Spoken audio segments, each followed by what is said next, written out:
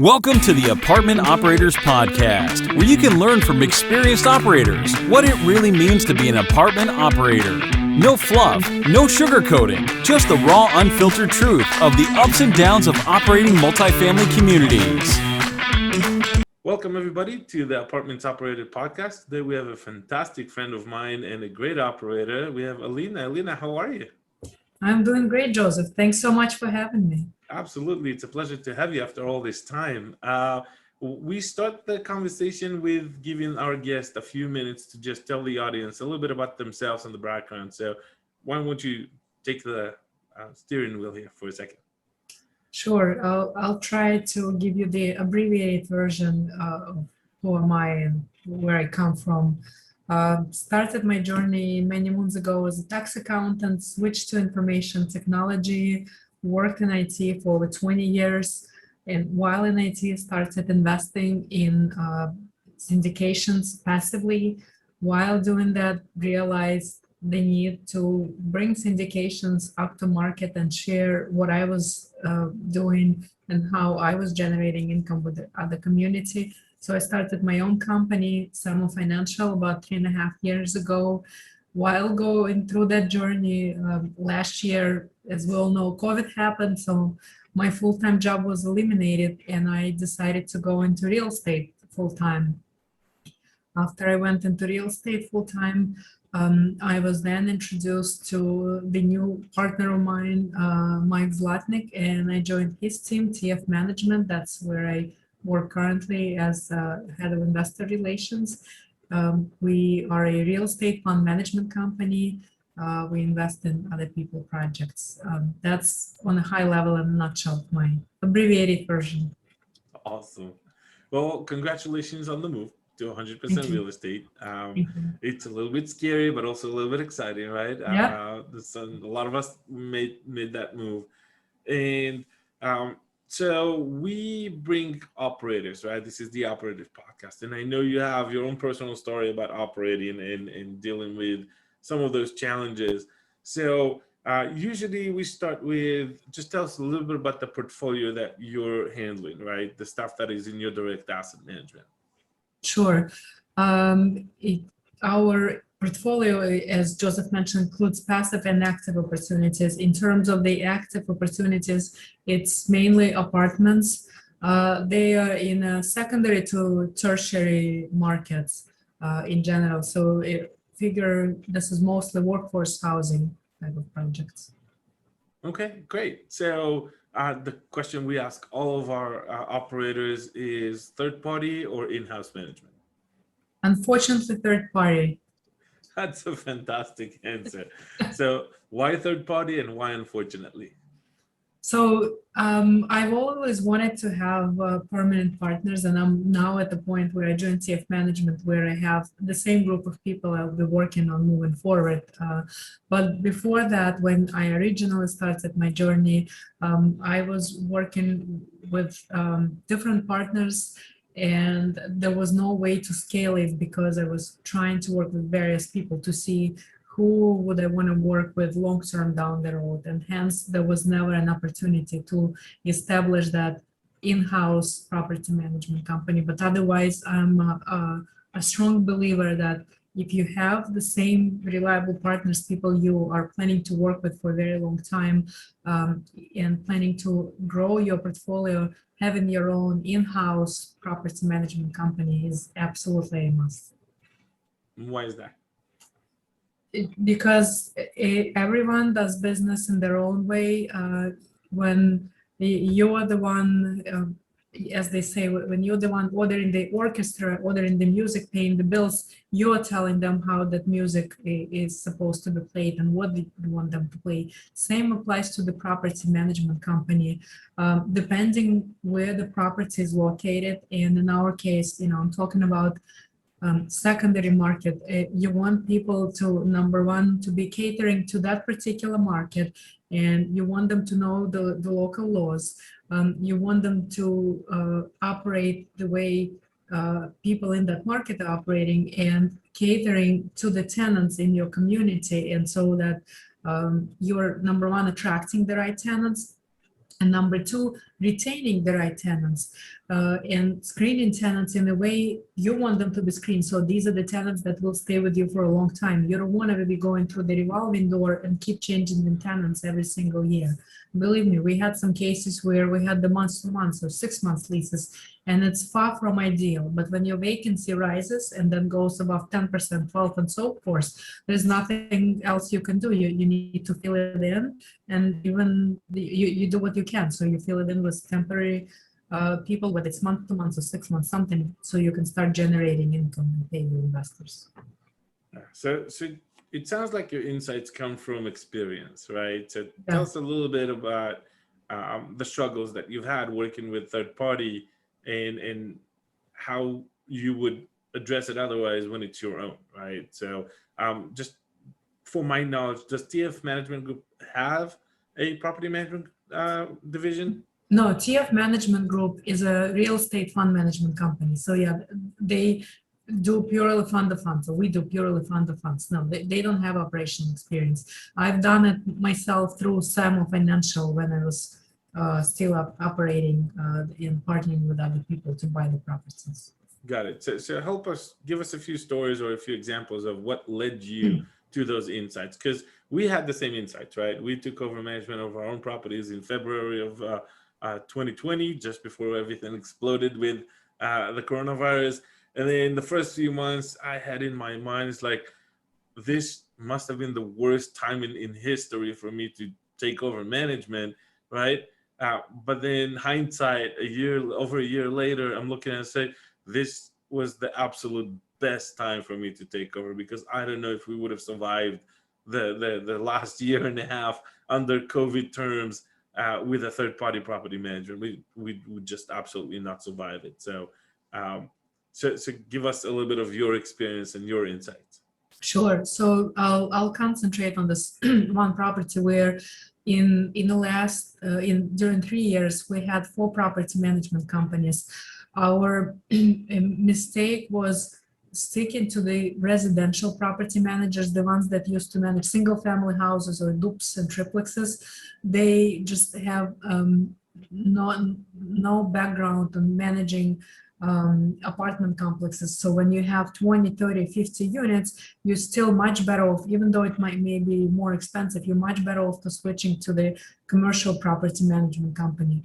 Number of reasons. First of all, I saw the difference in using the software that was not suitable for apartments.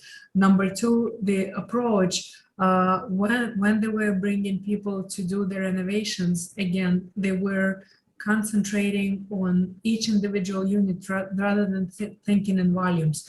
We need to renovate, for example, two, 3 units every so often, and we would tell them, here, there are 3 units, let's renovate them in the next 3-4 weeks, and let's do it in bulk.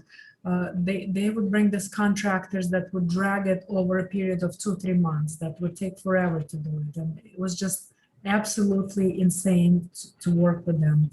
And then other examples, typically commercial property management have their own bookkeepers, and while you still need to have your own bookkeeper to do the books, but at least the way they present you the information is the report generated, let's say, through AppFolio or another commercial app, where when it was with residential, here, yeah, you have pieces of information here, pieces there, and you have to manually combine it and put it together to pass it to your accountant. So it was really a nightmare for us to manage all that. And granted, they were good people, but good people is not a profession. You need a professional property manager to deal with the tenants. The tenants, plus on top of it, the tenants in the apartment complex are typically not the tenants you get in a single family house. Single family houses, for the most part, are families that stay in there for a very long term, either because of the school system or because of the jobs that people get. When it's apartments, again, depending on the size of apartments, in our case, it's 1 to 2 bedrooms. So we were attracting a lot of singles and a lot of couples, or maybe families with 1 kid. So these are, again, people working in a neighborhood that they need decent living and they need access to highways, and they would stay longer in your community if they know that the maintenance requests are taken care on time. They know that the neighbors they have, the ones that they want to live next to. With the residential property manager, I noticed that they didn't pay much attention to screening in the detail to the level of details we want to be screened. And they were also not coming on premises often enough. So even before COVID, for instance, while we had one of these residential PMs, we ended up having someone living in the attic of one of the buildings. He probably lived there for at least 6 months. You know how we found out? I hope you're sitting down. Yeah. He fell through the ceiling into someone's apartment.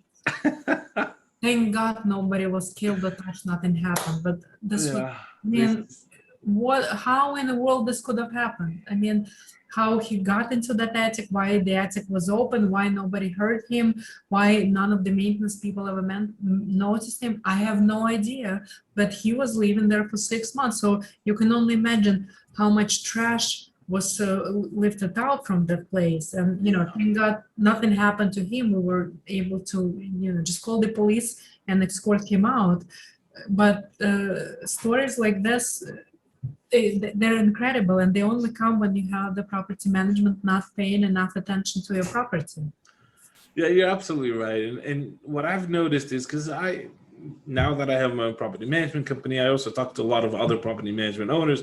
And I noticed that even the ones that have hundreds of single family properties under their umbrella, they still don't have exactly what you said, the infrastructure that the multifamily owners really need, right? We need the right accounting system. We need the follow-ups. We need the system for renewals, right? And the make ready. And make ready cannot take a month, and make ready cannot be at retail prices, right? We can't afford having an retail AC technician come out every time one of our ACs is down, right? It's insane. It's very expensive. So they just don't have that same infrastructure, even when they go very big, right? The best example I help people get the difference is if you have a single family house rented and the tenant pays on time and you never get any complaints, you don't go there. Right.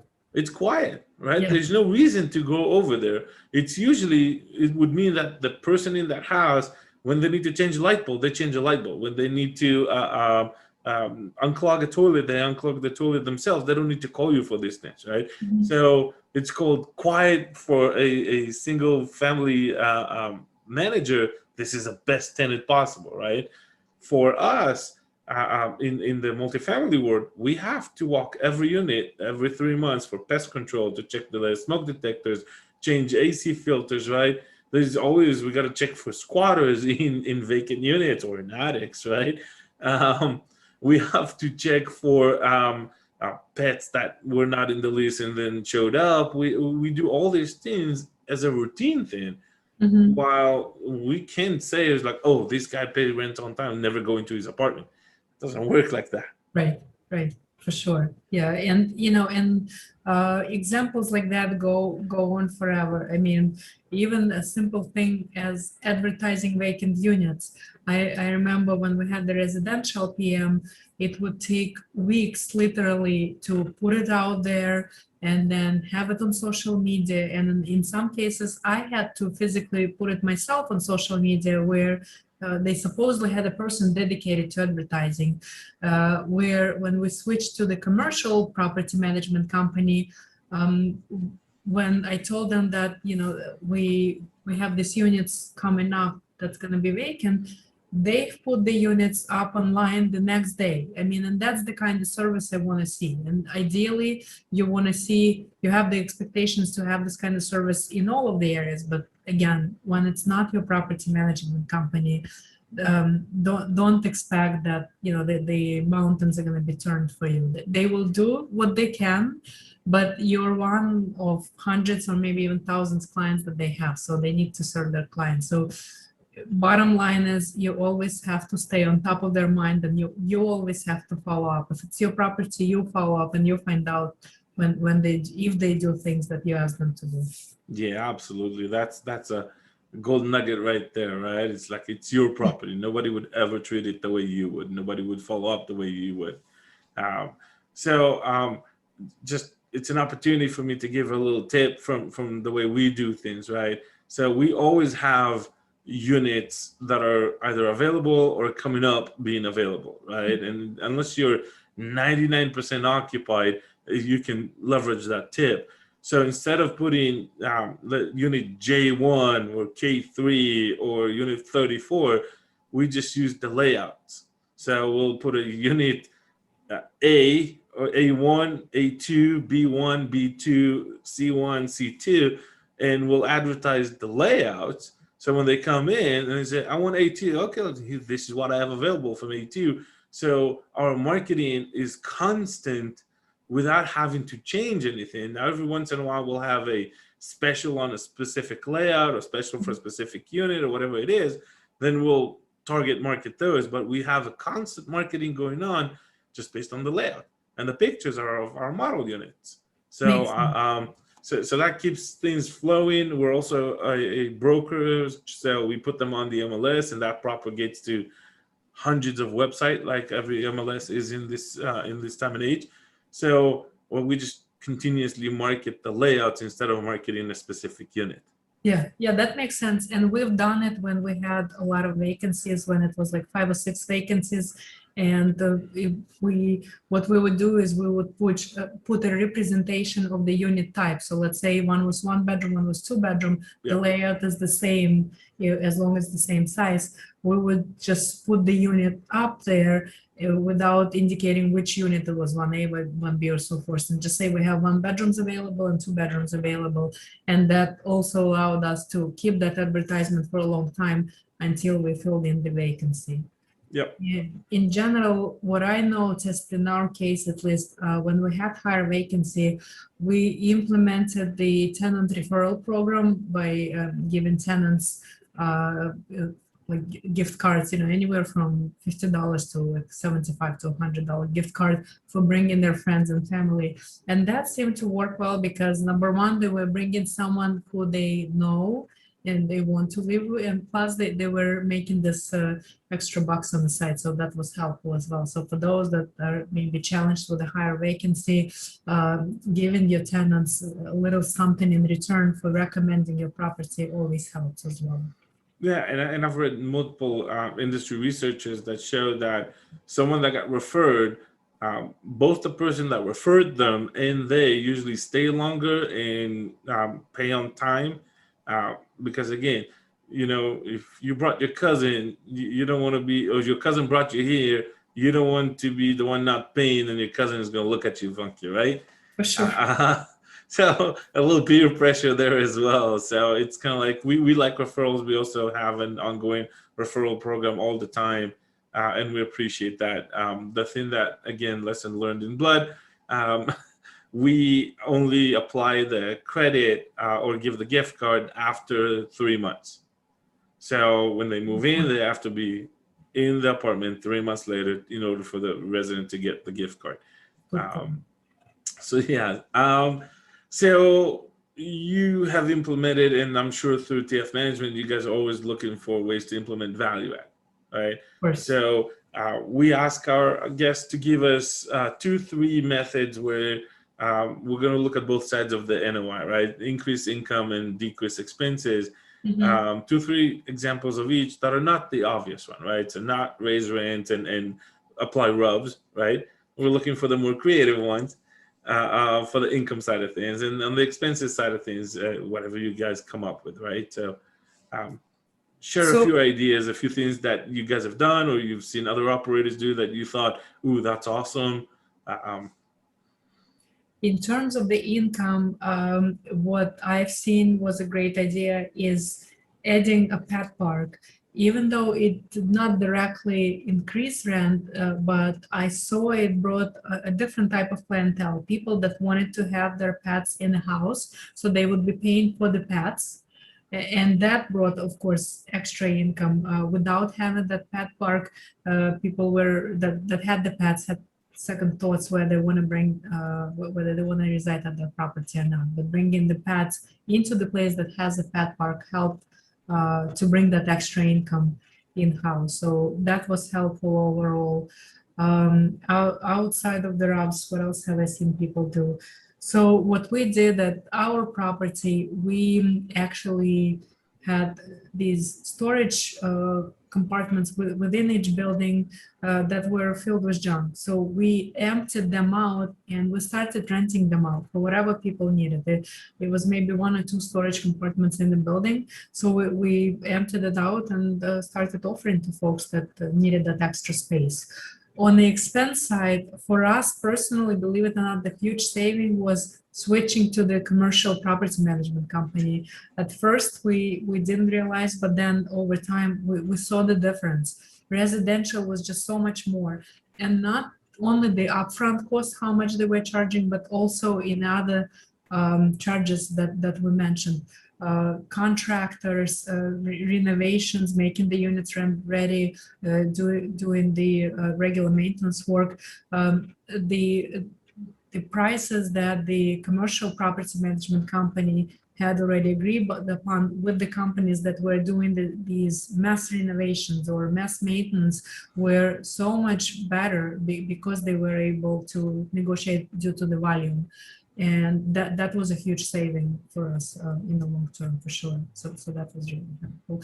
But even with that, so outside of saving an income and reducing the expenses, back to the topic you asked initially, why it's better to have an in-house property management versus the out of house. I had a story where we had this extensive utility bill. It was extensive water bill on one of the properties. And I asked our property manager as to have they looked at what was happening. And I don't know if you remember, Joseph, we had a conversation about that, what can be done. And you recommended this creative method of buying the thermometers and feeling the temperature of the first floor, whether it's risen or not, if it's hot water, to see whether there's any water damage. So I told them to do that. I also told the property management company to check the water meter every single week on the same day at the same time. So I've been getting weekly reports with that number and it hasn't changed. So even though they weren't able to determine where the water damage came from, but I also told them to follow up with the water department and find out maybe there was a faulty water meter or something happened, at the water company that caused such a tremendous increase. And the increase was pretty high up. It was in 4-digit numbers, which was big for that type of property. And they told me, yes, we followed up. Water company didn't notice any changes. And when I asked about discount, they said, no, nothing was granted. Well, guess what? I didn't want to leave it like that. The bill was 3 times more than the typical bill. So I called the water company and asked for a manager. Manager was on vacation. I followed up a couple of weeks later.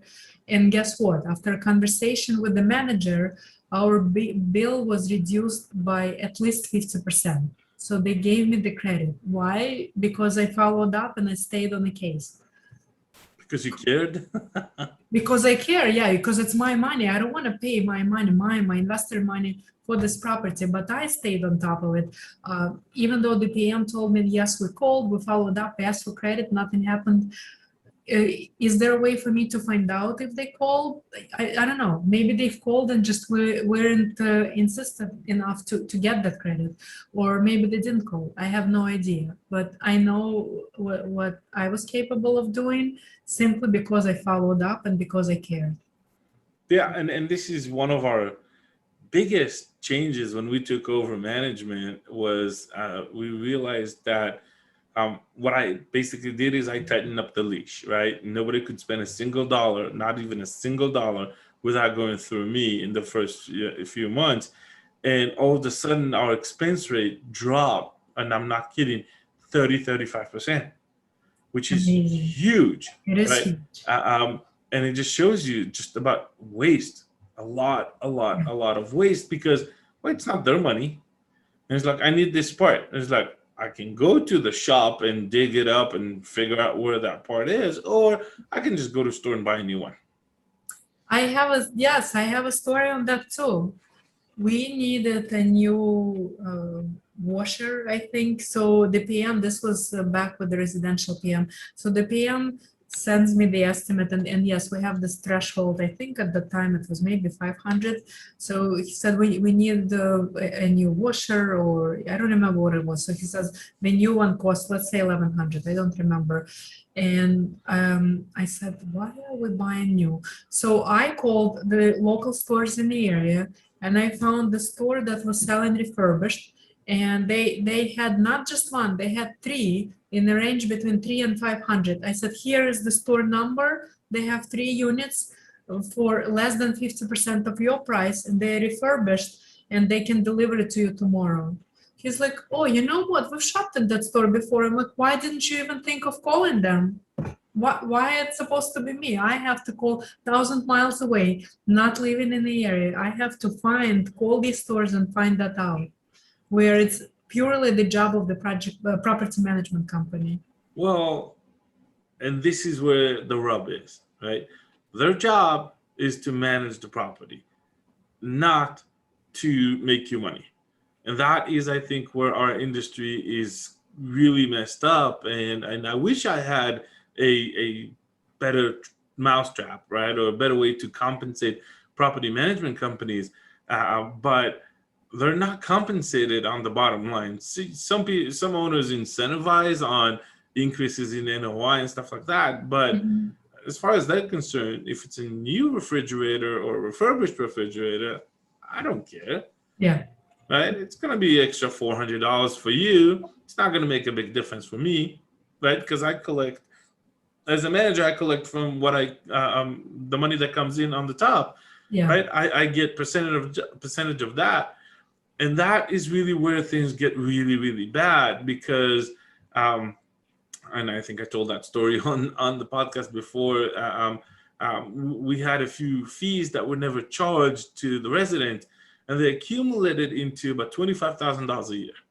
So for us, when you look at a capita of a 5, 6, 7%, this is hundreds of thousands of dollars. But when you look at the property management company, it's $80 a month. Mm-hmm.